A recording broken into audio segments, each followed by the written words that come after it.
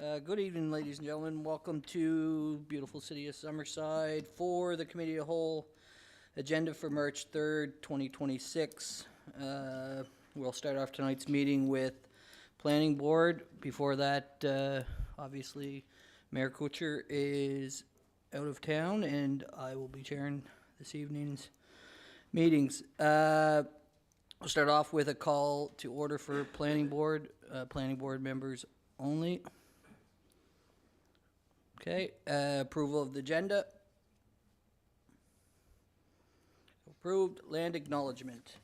We acknowledge the land upon which we gather is unceded Mi'kmaq territory. Everywhere is covered by historic treaties of peace and friendship.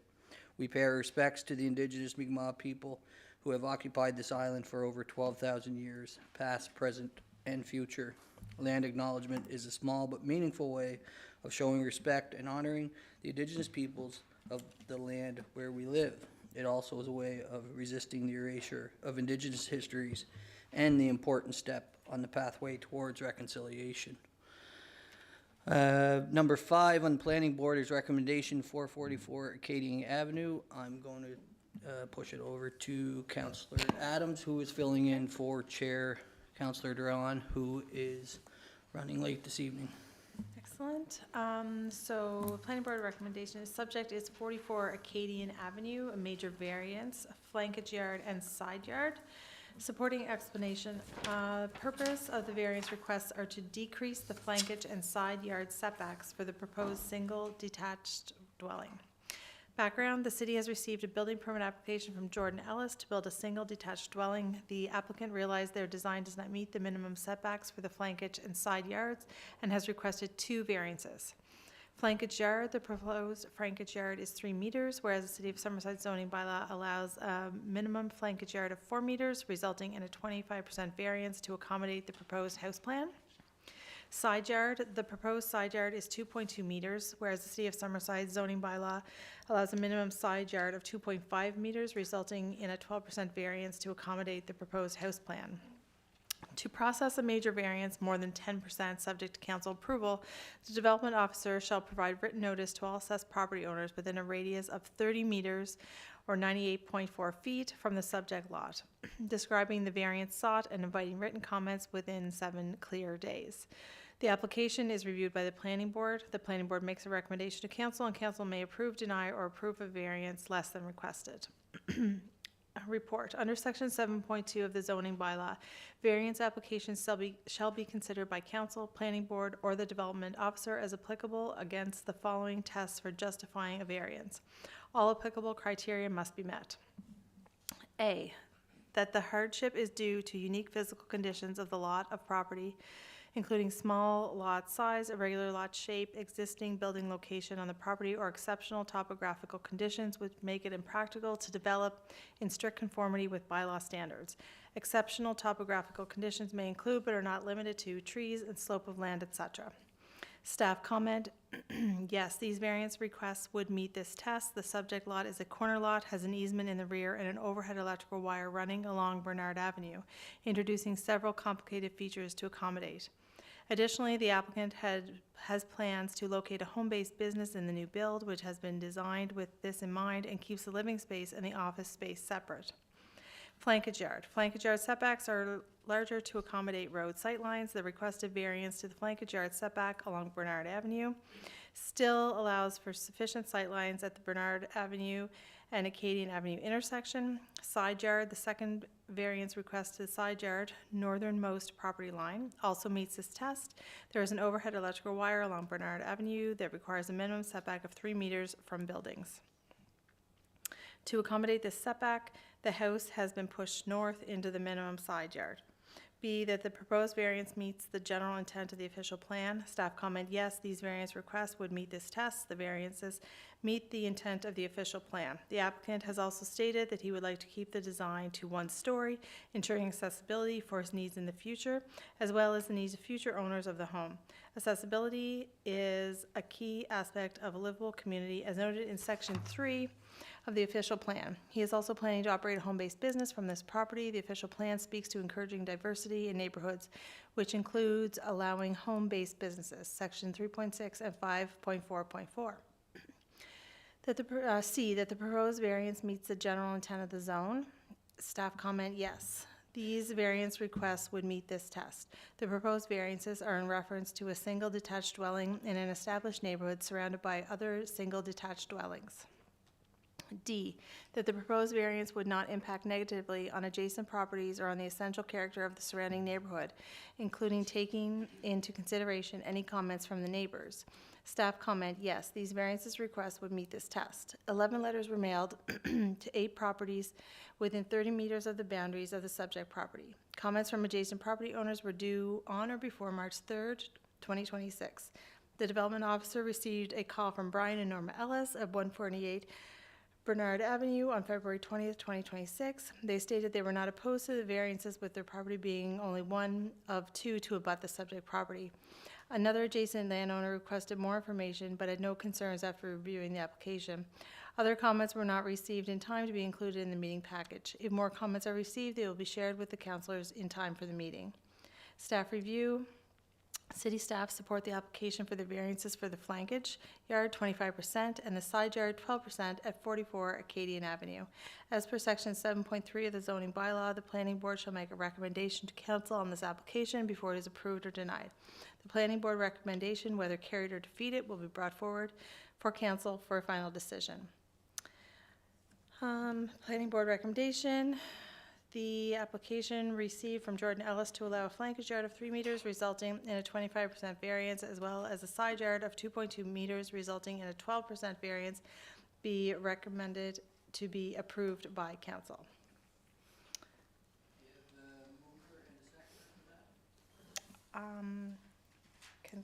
Ken Trenholm is going to move it and seconded by myself.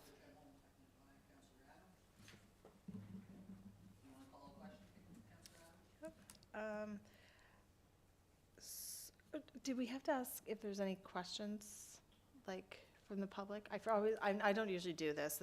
I'm sorry, my apologies. Usually this is Justin's thing, so. I just didn't want to miss a step and have to. Okay. I guess, just to be clear, there was no other comments, nothing else came forward. Yeah, no, there was no other comments. Okay. Is there no other questions? You can call the question. Okay, so seeing all those in favor? Aye. Aye. All those opposed? Okay, and that's moved. All right, with that in mind, we can move for adjournment of planning board. And we will roll right into committee of the whole, with the call to order of the committee of the whole meeting. If I could get somebody for the approval of the agenda. Councillor McColeman, seconder. Councillor Cameron, all those in favor? Approval of the agenda. Conflict of interest declaration, any conflict of interest? Not seeing any. Committee reports and recommendations. Finance Committee Chair, Councillor MacDougall, is away at FCM meeting, so there will be no Finance Committee report. Next up would be Bylaw and Governance, Councillor McColeman. Thank you, Your Worship. I had it ready here. I kind of lost it just a moment. Anyway, the committee, they've been working diligently on the vacant premises as well as the election committee, or the election bylaw, which we have to comply for since we were in that mode. In order to finish off research or complete research in preparation for the committee's review due to calendar conflicts and to be able to accommodate some required work.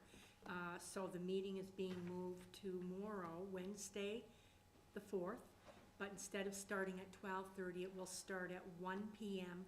and go to 2:30.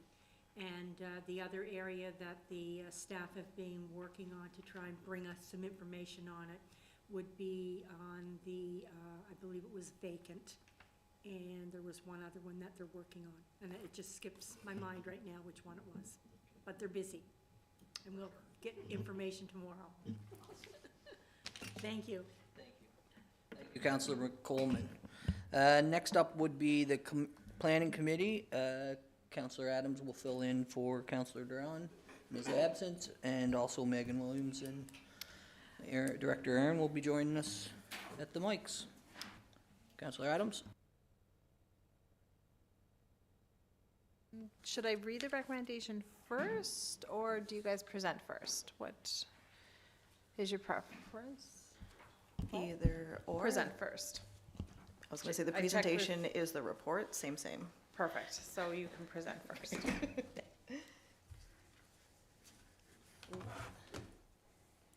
Okie dokie. Good evening, Your Worship and members of council.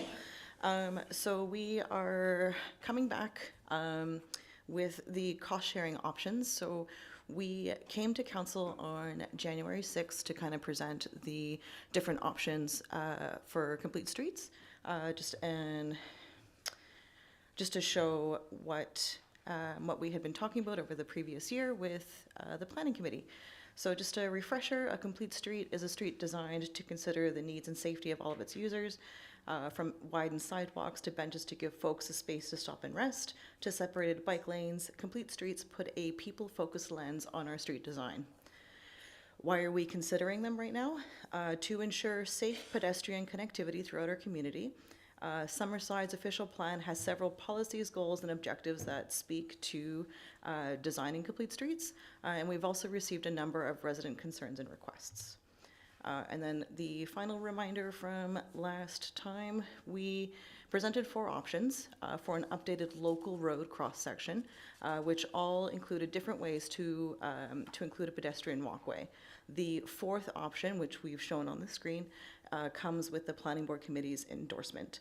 So this cross-section shows the off-center travel lanes, reduced travel lane width, space for bikes and cars to share the road, a separate sidewalk, and then space for either on-street parking or a dedicated active transportation lane. So we were asked to come up with a couple of cost-sharing options. So before we get into them, we just have a couple of assumptions to start with. So the assumption that option 4 is the existing local road standard. We used phase 2 of the Starlight subdivision to kind of exemplify the options. So in this subdivision, there's 38 lots, and there would be 764 meters of sidewalk built.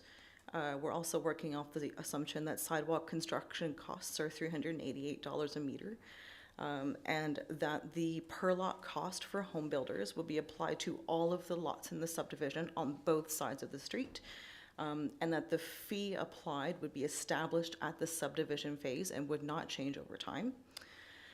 And the full costs for street construction, including underground infrastructure, ranges from $3,500 a meter to $4,000 a meter.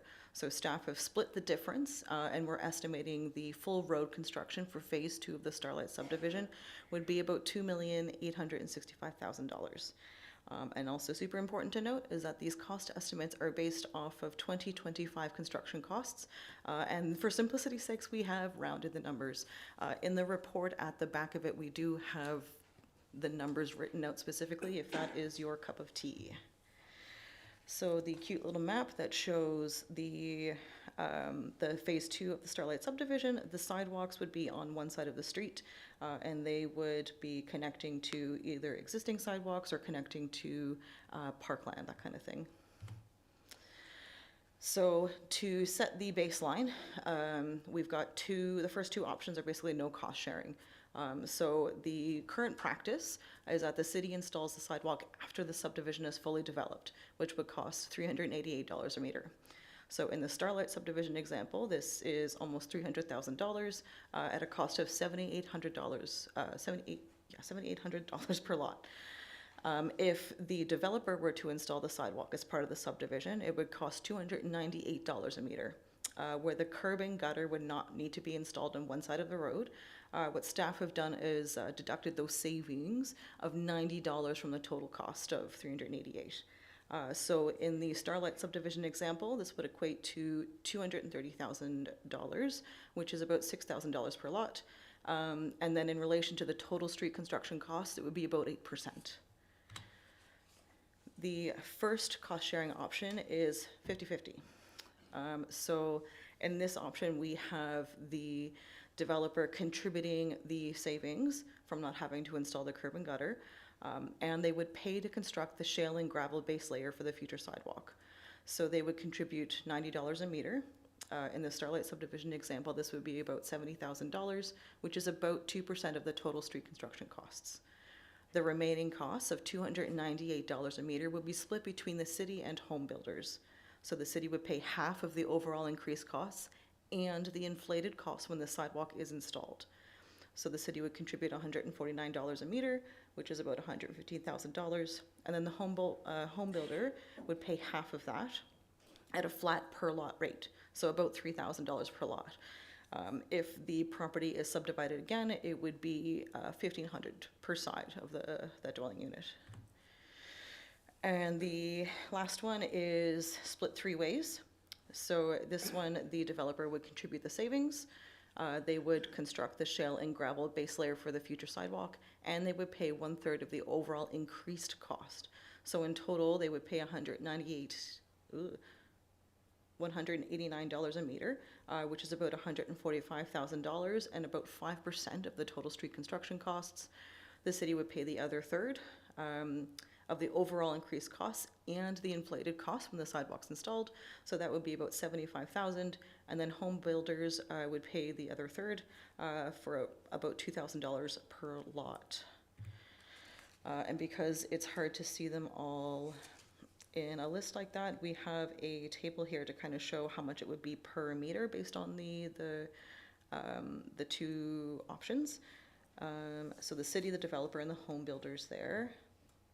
What's my second one? And then this is the Starlight example. So those are the two comparison table slides I have. I will open it up to questions and discussion, and if there's... Want to go to the next slide? Yeah. So yeah, and then this one is like the actual example, so you can see how it would apply. Just let me know which slide you'd prefer to have it on for the discussion. I'm good. Thank you.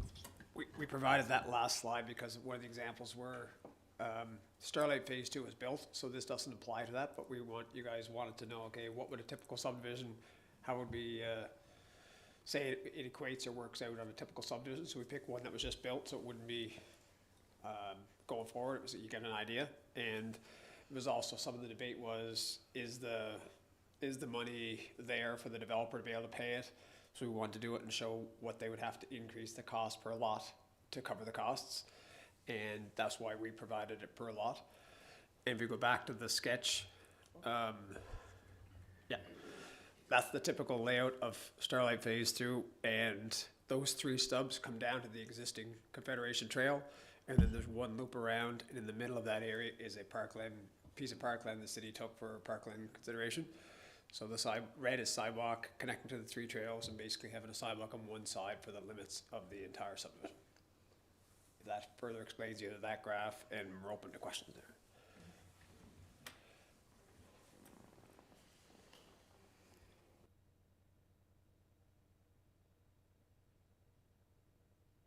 Okay, councillors, any questions? Councillor Morrison. I do. I'm always hoping we're not pricing ourselves out of business, but, so on the chart that's up there right now where it says a third, and a third on the bottom, how come it's 99, 189, and 99? Wouldn't it not be? The difference was, we said the actual cost of the sidewalk, it was, the difference is the additional part, if we go with this method, they do not include or build one curb and gutter. So the third was really, it could have been labeled, it was my issue saying a third. We said the cost of the sidewalk, but we said the additional savings that from how we're doing it now, the contractor saves that $90 a meter, that we said would go towards a sidewalk fund for in there, whether there's gonna be increases or if we're air in the side or length, and we're splitting what we thought was a third evenly the cost of the sidewalk itself.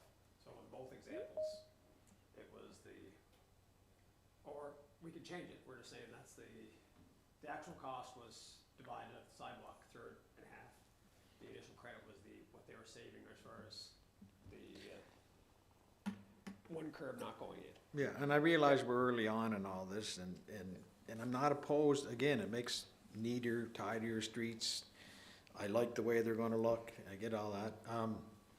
I just hope that if we get down the road, and I have a fear right now that construction obviously goes in cycles, and we've had a pretty good one, so I'm assuming it's gonna be quieter here in the next few years.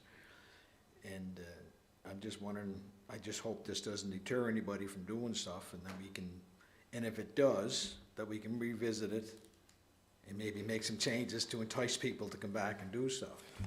And I guess Councillor Morrison, that's why there's really four. There's Yeah. one still saying, leave it as it is and you guys pay it so you'll know. Yep. Maybe you didn't have an understanding, okay, what's it gonna cost us to put sidewalk Yep. in there after? Now we know, okay, it's, what is it, $300,000 or, so you understand, okay, to put in that phase of the sidewalk, it's gonna cost us $300,000, so you have an understanding, that's what we're committing to.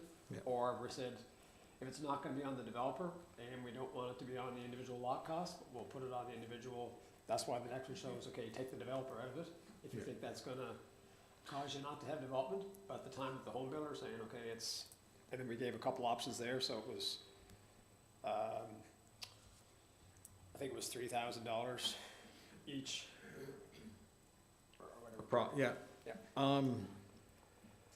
And another question I have, so we have a plot plan or site plan or something with the lots on it here, but my eyes being what they are, there probably has dimensions of the size of those lots on there, but I can't see them. Are they normal size, like 100 Yeah. by 100? And that's why we picked an example of a subdivision that someone has already put forward. In this example, they plan to subdivide those, of the 38 lots, 37 of them are gonna be semi or side by side, so that cost then would be split into two. So those lots are large enough to make a semi-detached lot, and Yeah. it's a typical lot. That's why we said we would, if you go this way, we would come up with a hard cost at the time of subdivision. Yep. The next phase might have some bigger lots and small lots, or one with a big apartment on it, and we have to come up with a costing formula for each one as you went, Right. so that it was set. So those lots it'd be safe to say they're 100 by 100, or I can't see them? So roughly, just I think approximately. it's less than 100, Councillor, because I think they reduced them to like 28 or whatever the minimum frontage they could have, but we can get you those dimensions, but. Yeah, I was just curious, because if you're Yeah. basing your numbers on those lots, I wouldn't want them to be 60 wide and the next guy's doing 100, so it's not $3,000 lot, then maybe it's 4,500 or 5,000 a lot. Yeah, so we can get, yeah, that's what we wanted to say, a typical subdivision that someone else has already agreed to do. Yep. And all of those plan to be, because when we say that, they install 2 sets of services for every lot to divide them into. And so just one more thing so that I'm clear, if we went the third or whatever we're gonna do here, we're only doing one side. So you lost your mic there, yeah.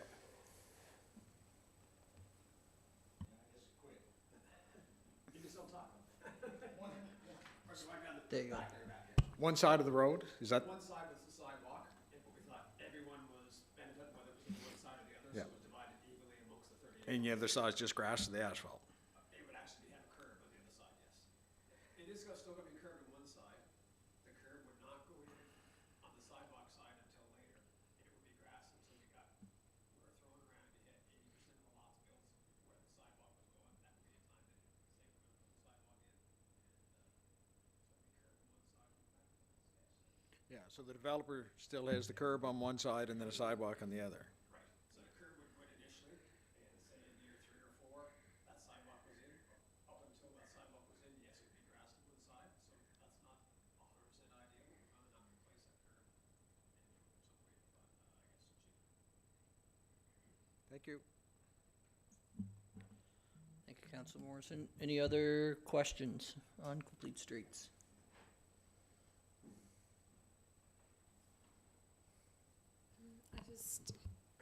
Councillor Adams? What are our timelines around finishing this up? Do we, I guess that's in your guys' timeline, but we Okay. also like it to be, another thing that's gonna come out of it is also what's gonna be the effective date. that we're Yes, gonna- yes. If we do to implement this, Yeah. because we already have some subdivisions that are come in for this Uh-huh. year. And we haven't made people aware that we've been saying this is an option, but we don't know if it's gonna happen. You have made them aware that it might be a possibility, like something might be a possibility, you have made them aware something might have been a possibility? I believe so, yeah. but- Just yeah. nothing Yeah. concrete, just Yeah. in case, okay. But it's not that it'd be that difficult to change their plans, all they would have to do is, it's not that simple, but they have to eliminate that one curb.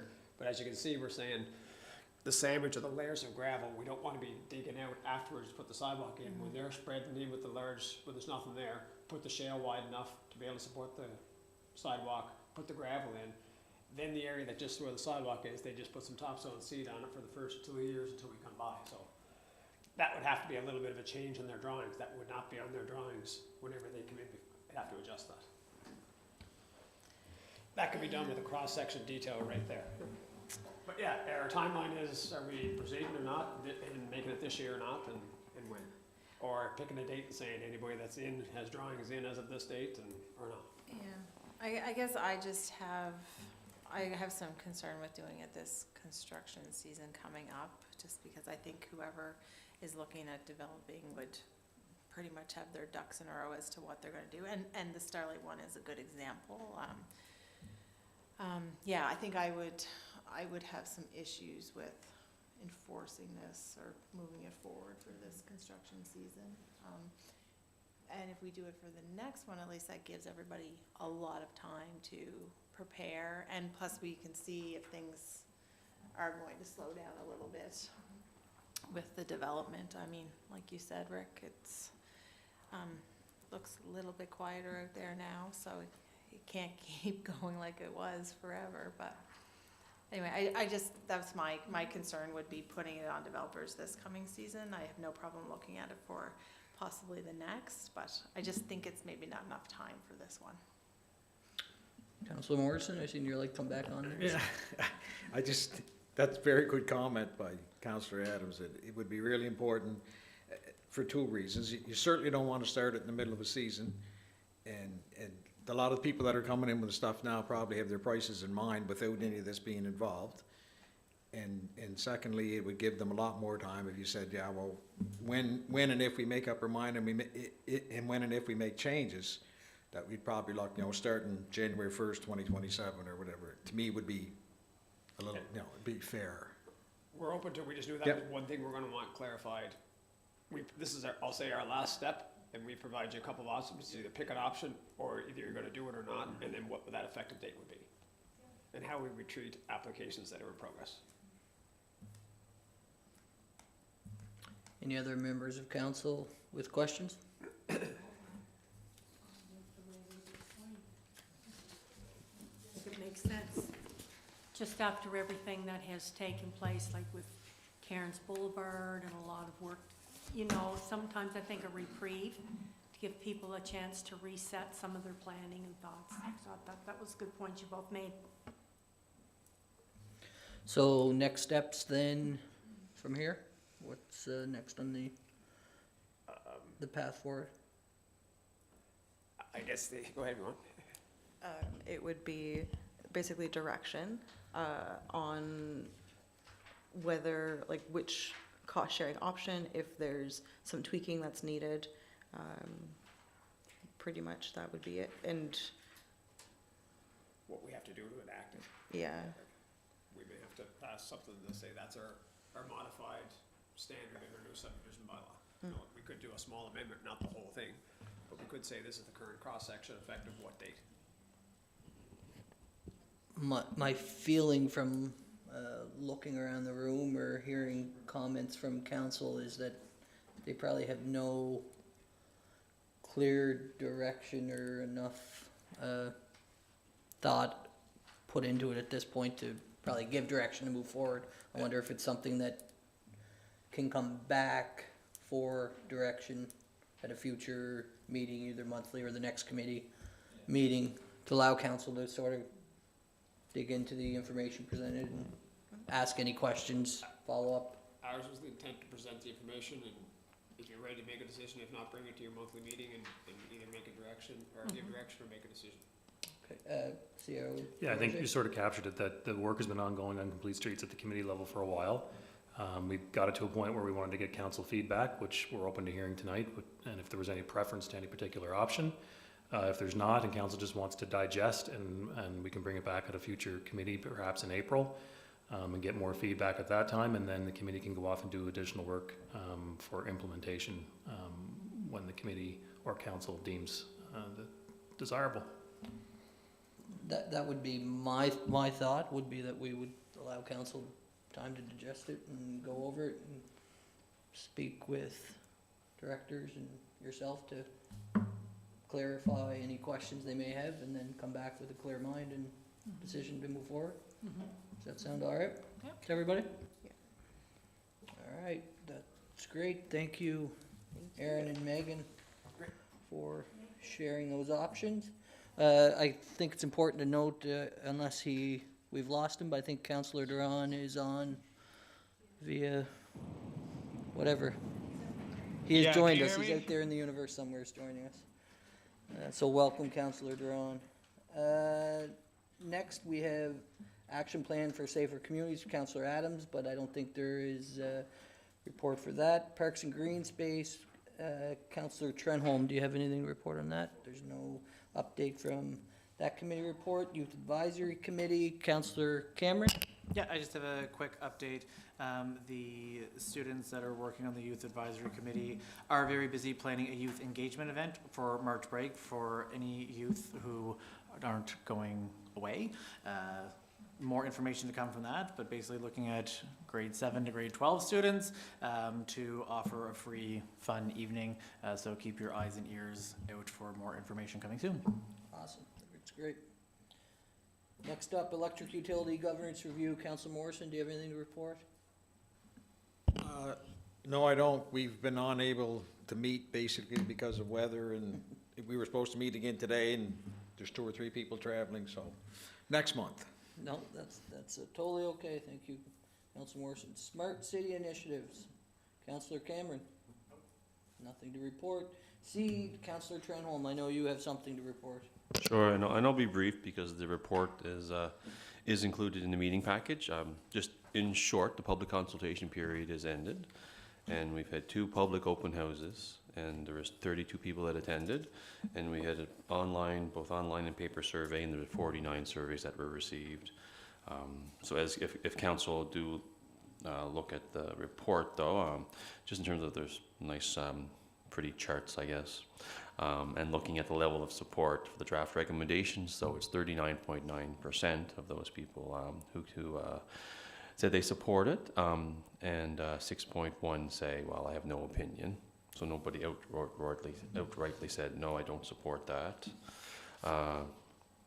I'm just on page 24 if anybody's interested. So an engagement process as well. So from very valuable to somewhat valuable, again, there was anybody who participated in the process found it extremely valuable. So that a part of the seed process was to engage with the community, and that was extremely important that was held out. So there's other information as well there, but just suffice to say that it was I think the feedback and engagement was very noteworthy and important, and the seniors again came back and said that they overwhelmingly support the recommendations within the draft report. So I can just leave it as that and leave council to peruse the rest of the report, or any questions, certainly open to hearing it. Thank you, Councillor Trenholm. It is very obvious, and I think this has been said multiple times, but the amount of time and effort you and your committee members have put into the seed committee is impressive, and thank you for that. Any questions from council? Moving right along, we have staff reports and recommendation. Nothing under staff reports and recommendation. We will head into the committee of whole discussion. Intersection review, terms of reference. Councillor Doiron, are you with us? Yeah, can you hear me okay? I can hear you loud and clear. Awesome. Yeah, I think JP has a fairly good handle on it. I'm about 30 minutes out if you wanted to pump it to the end of the agenda, but I think JP has the intent of Are you still there? I can do it when I get there. I can. Hello? Yeah, just a sec here, Councillor Duran, we're just trying to get set up here. So, JP DeRozier, CIO DeRozier, take it away. Nothing like being put on the spot. No, Councillor Duran and I collaborated on what we see in front of us on the package in terms of the terms of reference for intersection reviews going forward. Yeah, I think it strikes a good balance between, you know, the desire for council to see what might be seen as problematic intersections in our city be looked at from a multitude of different lenses. The terms of reference sort of takes through the purpose, the governance and the roles, council's role and the administrative roles. It sets out a fairly clear scope of work for each, and some methodologies in terms of how the reviews are done, not just in terms of traffic flow, but more in terms of public safety, active transportation, and other related factors. The review will also include some alignment with our official plan, and in the end, what it'll do is the format will look a lot like some of our planning reports, which sort of outline key categories and then a summation beneath. And I think as we go through a few of them, it'll get more detailed and sort of fatter in its meat, and bring back to council more of a broader look at intersection reviews, not just sort of traffic calming or not just safety, but a combination of both. Now, in some cases, pedestrian safety or public safety can run counter to you know, ease of access and ensuring people receive, you know, a quick and swift access through our city. So those sometimes we'll have to find a balance, but I think we'll find our way through it as we go. So as I mentioned, the terms of reference is in our package. So if council has any questions about any specifics, I'll do my best to answer them. And if not, I'll ask Councillor Duran to do so since he's not here. Council, any questions regarding the terms and reference that is in the package? Councillor Trenholm. Not a question, just a point of observation. It's a really, in my opinion, it's a really well-written document that touches on exactly what you've talked about, the CIO, and I think in terms of looking at the balance, as you say, between safety and traffic flow, that's obviously an important distinction there, but I think all of this information is a wonderful tool, and I'm certainly looking forward to it coming back for council's approval or consideration and seeing it in practice. So it's a wonderful piece, and I'll just also add that intersections in the city, unlike similar to every other city in the world, that's where the most of the collisions happen, at intersections. So this will be a tool that we can better understand and make the intersections safer and more appropriate to be in the city. So I'm really pleased to see that brought forward. Thank you. Thank you, Councillor Trenholm. Any other questions, comments from council?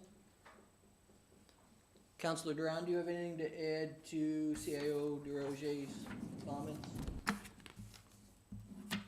No, I think he conveyed the message probably better than I could have. Okay. On that note, we can move on to the intersection Greenwood Notre Dame, Councillor MacDougall and Councillor Cameron. Obviously, Councillor MacDougall is not in chambers, and Councillor Cameron's going to take the lead. Great, Go ahead. thank you. I guess great timing since we are just talking about intersection reviews. Councillor MacDougall submitted this also with me, but I'll just read what he has written down. I have raised the issue a couple times before to the previous CEO about this intersection. I also had a close call myself a month ago and received numerous comments about this intersection. Speaking with myself, Councillor Cameron, and he has had concerns and has spoken about this intersection before. I had a text a few weeks ago from a lady that had a close call here, and Saturday morning I received another one from the same lady. I told her I would bring it up again. Lo and behold, coming through the intersection on Saturday afternoon, I came upon another accident. I stopped and talked to the officer and told him I have been getting complaints about this intersection, and he said there is definitely something going on at this intersection. Councillor MacDougall has asked council to have CAO direct staff to do a review of the intersection of Greenwood Drive and Notre Dame to see if a four-way stop is warranted. If not, provide other options to make this intersection safer.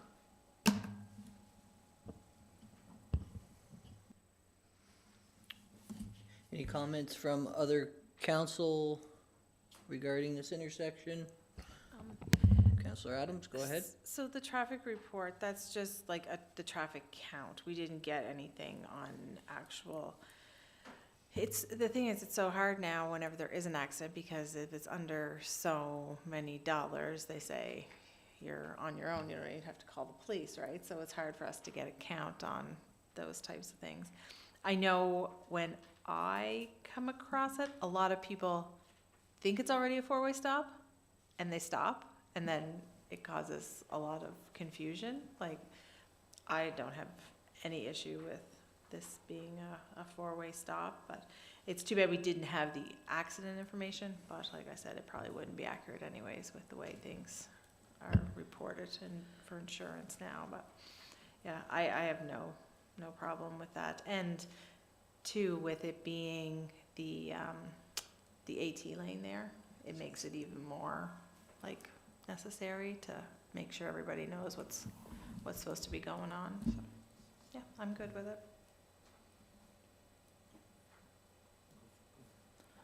Councillor Cameron?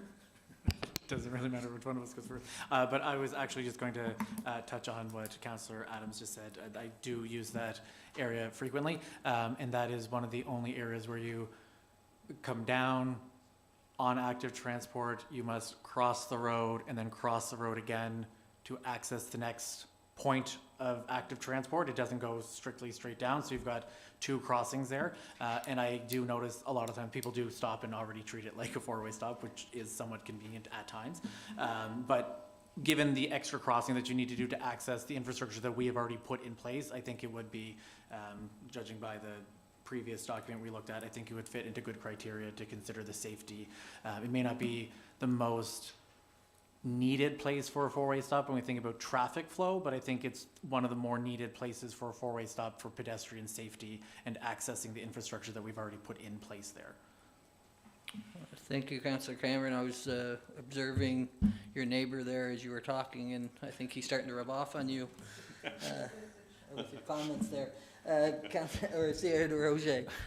Just a procedural item is that whenever items like this are placed on the agenda, we wait for council to give direction to staff before we start pulling traffic counts or doing any reviews or whatever, because if council's not unanimously in support or in the majority in support of staff spending time doing so, we kind of hold off until we get that word, which we'll get tonight, and then we'll pull all the data we currently have. I'm not necessarily sure the order of priority in terms of all the intersections under review and then the new terms of reference. So I think the mayor has referenced the great list of the intersections, and then I think council will be asked to prioritize them in order, and then we'll get to work on the terms of reference to review them based on that order. So I'm not asking for where this one fits tonight, No. because there's a great list, I'm told, so but- we'll but get that. based- And based on those comments, you're wanting to make sure that it gets on the great list or it doesn't from council. yeah, that's, Yeah. I think that's the outcome is, It is. I believe I submitted it to the great list. okay. To the great list. I haven't seen this list yet, so, sorry. Well, there now. So just in regards to council, if we're supportive of Sierra de Roger adding this to the list of intersections to be reviewed that will then be prioritized, are we in favor of that as a council? Here, seeing the nodding heads, I think that makes a lot of sense. Can I say one thing? Yes, you can. Councillor Drawn. go ahead. Just in response to the so-called Great List, it was me that was tasked to compile a list based on input from all of you, and I have what I presume is everything. That location is one of them, so I can send that list out now and prioritize it based on how many times certain locations kind of showed up. Obviously, some councillors had some of the same locations as others, so those to me indicates a bit of a higher priority if more people see those as an area. So I have the list now. I'll sort it out and send it around. Thank you. Any other comments from councillors on the four-way stop discussion? Not hearing or seeing anything. That is the last item on. Sorry. Oh, go ahead, Oh, Councillor sorry. Trenholm. Yeah, just one, yeah. I guess just, yeah, I think, yeah, in my head, I'm going, I just think, how long is, I guess, we need to honor the process and honor the intersection review, especially since we just talked about it. But being mindful too, the low cost that comes with a four-way stop, like at some point, do we need to bring it back and keep on bringing it back and all of this kind of, that's my concern anyway. That the idea that, I think that, to me, in my mind, that is a good location for a four-way stop. Anyway, I think not to keep on kicking the can down the road, I guess, you know, but it doesn't cost a lot, but we got to respect the process and respecting, since we just talked about doing a review, looking at doing that. But I just wanted to say my 2 cents, I guess. Thank you. Yeah, thank you, Councillor Trenholm. Any other comments before we adjourn for the night? Not hearing any, I will call for adjournment. Adjourn. Thank you. Have a good night.